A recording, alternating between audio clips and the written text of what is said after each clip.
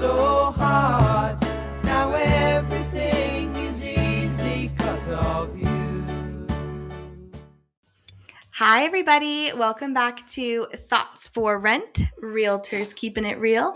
My name is Irelynn, Las Vegas, Nevada Realtor, and with me I have Jenni McKenna. Hello, Jenni McKenna, owner-broker of McKenna Property Management, licensed since 1993, and property manager since 2005. Can you believe we celebrated 20 years last year? I know, which is crazy because that's just property management, right? That's just property management, correct. So 1993 is when I actually got my real estate license and signed on to be a partner with my dad, Tim McKenna. That's crazy. So yeah, 20 full years of property management, and then like collectively between Tim McKenna and Jenni McKenna, there's like 50 years of real estate in there or something. Oh yeah, because Dad got his license in 1978. So 1978, and he's still licensed today. He's more retired. We had him on our podcast a couple months ago. That was fun having him on. But yeah, he's definitely not as active as when we were a partnership. Well, I always loved being in the MLS. Like my public identification number for my realtor status, I think starts in like 3s or 4s. And then sometimes I'll look at certain people's and they have like 4 zeros in front of their number. And I'm like, what? That means you've been here a while. Yeah, I'm one of those, actually. My broker license number's got a lot of zeros in front of it. Yeah. That's when Las Vegas wasn't as big as it is right now. Las Vegas has grown, and it's growing. I can tell when I'm on my 215 driving into work, there's more and more people on the freeway, which is good for us because we need people coming into Las Vegas so that they can eat up all of the available rentals that we have. Absolutely. And then once we eat up all the available rentals, then we can start asking a little bit more in our rent, which is really a good thing because most of you guys know property management is usually based on a fee schedule that is a percentage of whatever we collect in rent. Yeah. Absolutely. So let's get those rents up, I say. 2026, up the rent. Up the rent. I'm just joking. We can only up the rent if the market can justify it. We used to say for 2024, we used our like big chant was more in 24. And then I think we came up with jive. No, thrive. We're going to thrive in 25. And I don't know if we've been able to figure out a 2026 I know what it is. One yet. You ready? Let's fix 2026. Let's fix it and let's get those rental prices up. I like that. Well, we're going to talk about something. I'm going to keep it real with you guys today and say that this category is probably the category that Jenni loves a lot more than I do. I kind of fall into a little bit of a hater category with this, but we are going to be talking about New Year's resolutions today. I don't even like to call them resolutions. I call them fixes. Yeah, we could call them fixes. Why not? We're in 2026. I like to think of them as, because you know what? 17 days into January, most people have failed at whatever goal they have set. I mean, that's just a statistical data number. And that always depresses me because it's like you get excited, you set these goals or your resolutions, and then middle of January, you haven't done anything different. And then boom, you start going into the rabbit hole. You start feeling like I'm a loser and I should have been doing this. But you got to be realistic in the aspect of you can't wake up on January 1st and then all of a sudden do things a bunch, totally different. Your life is still your life for the last 365 days. So you know what I like to look at it as? I like to first figure out what really drives you. What's your why? What is it that really makes you happy? Is that a day reading a book on a comfy sofa where you don't have anybody calling you, no emails? Is it doing charity work? Is it going to church? There's a lot of things that are kind of this abstract why. But I think if you find your why first, then you can go backwards. And the funny thing for me is I found my why years ago when I joined Keller Williams, and I was being kind of mentored by Gary Keller, and he had this big day-long, we'll call it seminar if you want, and I had never heard this concept of what's your big why. And he talked to the class, and he's like, guys, if you want to have 1,700 rental properties, or you want to close 100 deals this year, whatever it is that you do in your business, by setting that number is not going to help you get out of bed and get motivated. That's just a number, right? Mm-hmm. And he translated it That's into it's a stepping stone to the Yes, why. yeah. But a lot of people think the stepping stone is the why, and that's what trips people That's what up. trips you up. And that's what makes it to where you're January 17th. And guess what? You haven't done anything towards what your resolution or your goal or whatever was. So he did this thing where he said, look, my wife and I, we want to go to the Grand Canyon. And we planned this trip to be together to the Grand Canyon. We know that it's this many miles. And I'm just going to throw out miles. We know that it's 1,200 miles to get to the Grand Canyon. We know that we're going to have to fill up our gas tank at every 400 miles, right? We also know that we're going to have to eat, we're going to have some lodging, and it's probably going to take us 3 days or whatever. And he translated those things into mile markers, which is the why is the Grand Canyon. The why is the memories with his wife, the experiences, the photos, the conversations of getting there. That's the why. That's the motivator, right? But the mile markers are where you stop to get gas, where you stop to sleep. You have to have those. Yeah. If you didn't have those, you wouldn't make it to the Grand Canyon. So what I like to look at when it comes to a new year or even a quarter or even in the month, whatever you want to do, find out what the why is and then just find out what your mile markers are. So McKenna Property Management, one of our mile markers has always been 1,500 properties. Even when we were at 250 properties, I always said, I want to get to 1,500. But 1,500 is not what gets me out of bed. Yeah. What gets me out of bed is realizing what 1,500 properties will do for the team members, for the profit share, for some of the rewards that we can do within the company, right? So that's why I think I like using the mile marker analogy rather than resolutions or goals. What do you do when you're ready to set a goal or a resolution for the year? Nothing. What?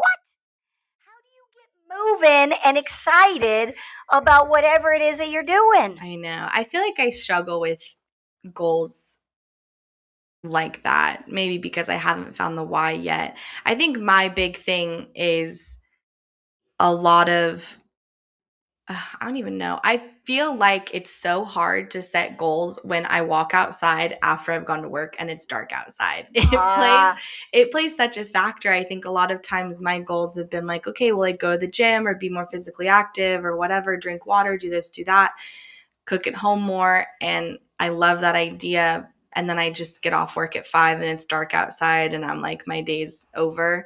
So then I've tried the opposite where like I try to do a lot of goals like kind of in the morning and create a better morning routine. And I've had some success here and there for sure. I mean, I will always have more success when there's some kind of reward. I know last year I really wanted to be consistently on time for work. And I said if I successfully show up to work 90 days in a row, I'll buy myself a Hatch alarm clock. And that was actually, I accomplished it. And then I bought my Hatch and that was my reward.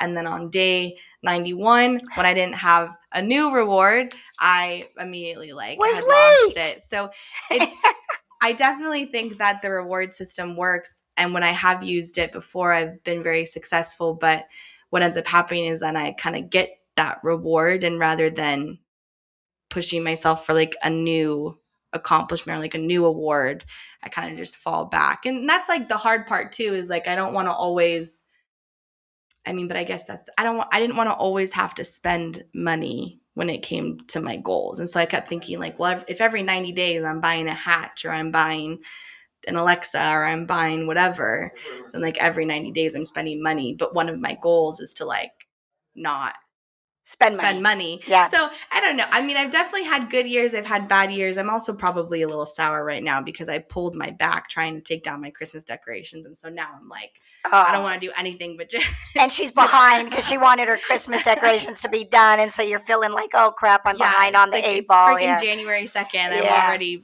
behind by my plans. But you know what? I do like your idea about the reward. It really does make a difference. So if anybody's out there and they want kind of a cheat sheet or a trick to it, the reward is great. You definitely don't need to go crazy on the reward. I mean, she bought something that was very specific for being on time, which is great. But I used to do rewards with just buying a sports bra. Yeah. I would be a runner and I'd say, okay, if I actually worked out these many days this week and I did it the way I was supposed to, not, half-ass it, sorry, then I would buy myself this new sports bra, or I would buy, the new shoes if I did it for 3 weeks in a row. It is something that I needed anyways. And so I would make the reward something that I needed and then kind of correlate it. But I think you are forgetting the other part of it, which is the punishment. And I know I hate that word. I don't really like using that word. That's a better word. The deliverance. Yeah, the consequence is better. So, like, for instance, if I didn't work out the 4 days that week or 3 days, whatever I set my mile marker to be, then I had to do something I didn't like doing. Yeah. And for me, it's laundry. I don't know why everybody else, like I know, they love the fresh, clean laundry, taking it out of the dryer, and everything's, for me, it is an absolute drudgery. I hate it. So that would be one of the things. If I ended up not doing it, whatever it was, then I would have to do the darks and the whites. And that's 2 loads each. That usually takes a couple hours and whatever.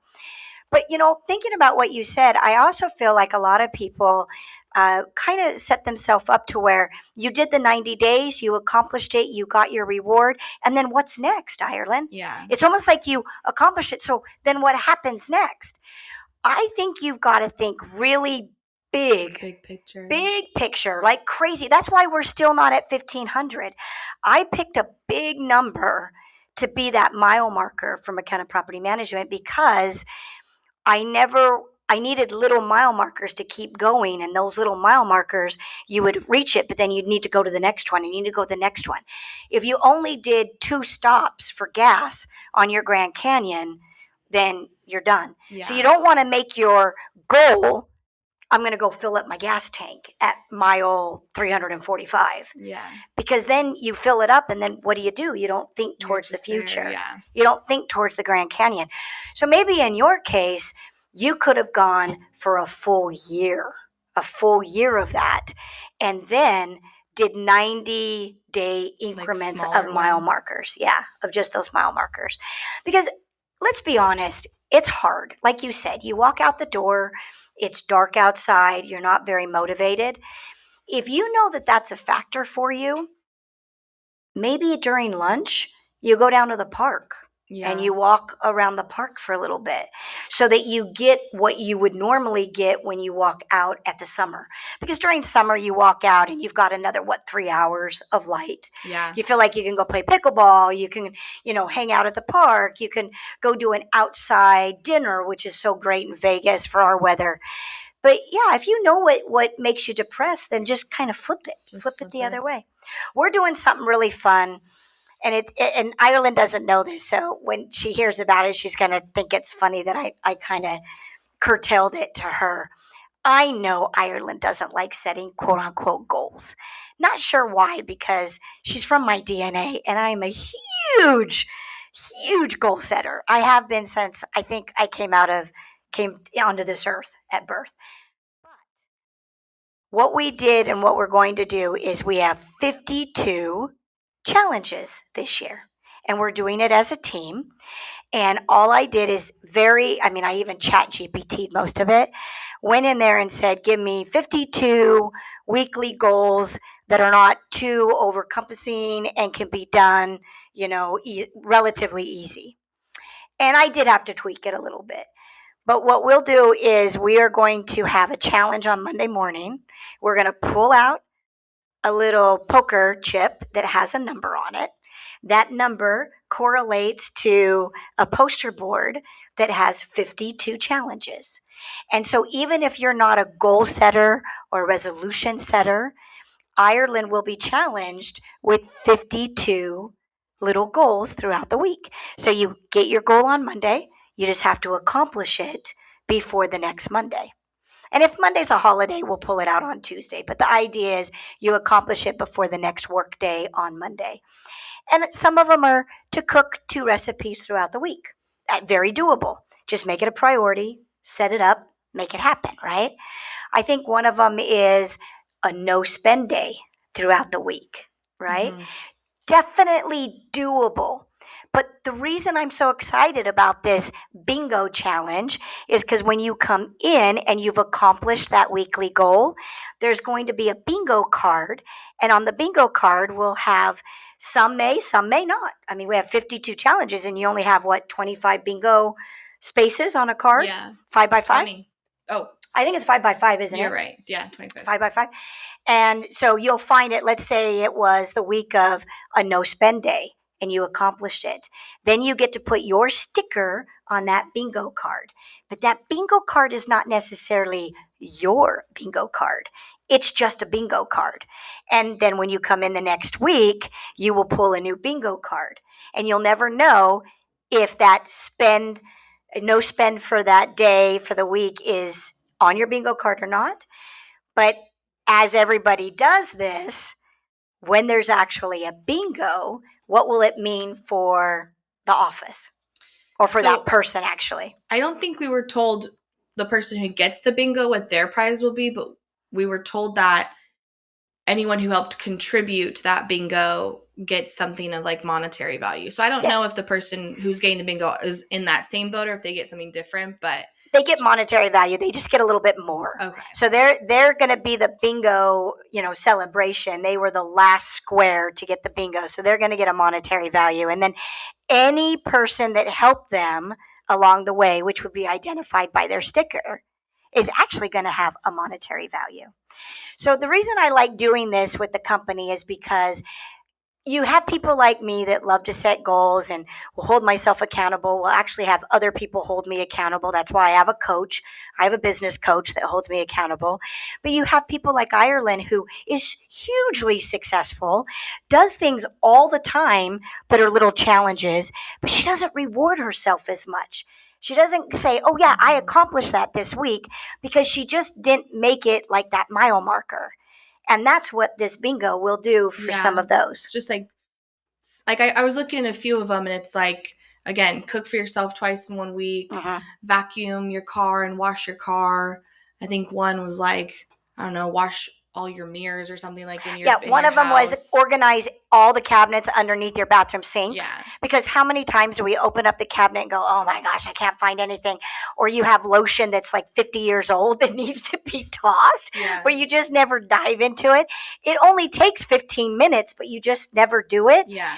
But if it's a bingo challenge and you can put a sticker on that bingo and help somebody or help yourself get the bingo, then why not, right? Absolutely. And so I do think that I do things like that consistently throughout the year, but because I'm just not calling it a goal, I almost just like call it a chore, or I like called it an errand. Right. So I definitely think, I don't know, maybe 2026 will be the year I become a goal person. I think the biggest thing is you have to find your why. And this goes out to anybody who is listening to this podcast. This is Jenni being real.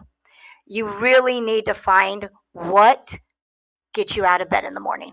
Yeah. Whatever it is. And it can be artsy fartsy. It can be a totally weird concept. I promise you, any concept that you come up with, all you have to do is then funnel it into what you do on a daily basis. And that can be with your work, that can be with your family, that can be relationship, it can be whatever. I promise you, you can make that funnel in. And then that's where you start setting up your mile markers. Yeah, absolutely. Yeah. So we're moving into 2026. By the time you listen to this, you'll already be there. Mm-hmm. Maybe you've set some, resolutions, some goals, some mile markers. Maybe you haven't. If you haven't, maybe this is the time to think about it. Yeah. If you have, maybe this is the time to look back and say, how well are you doing? Yeah. Like this episode, if just like me, your boss is also holding you hostage to do goals, and then comment on this episode if you actually agree with Jenni and like goals, and let us know what your goals are. So like if you're being held hostage and are a little bit like me, and then comment if you're a little bit like Jenni, and maybe we can and make sure to subscribe, because subscribe either way. Irelynn and Jenni, we are going to be giving you some fun stuff throughout the year. pertaining to property management, real life, keeping it real, real estate in general. And we'd love to have you be a subscriber. Absolutely. Let's fix 2026 and we'll see you guys next time. I love it. Bye, guys. See you later. Oh, there you go. Sound good? Okay, good. I'll pass over to Irelynn. Here you go, Ken. Thanks, Pops.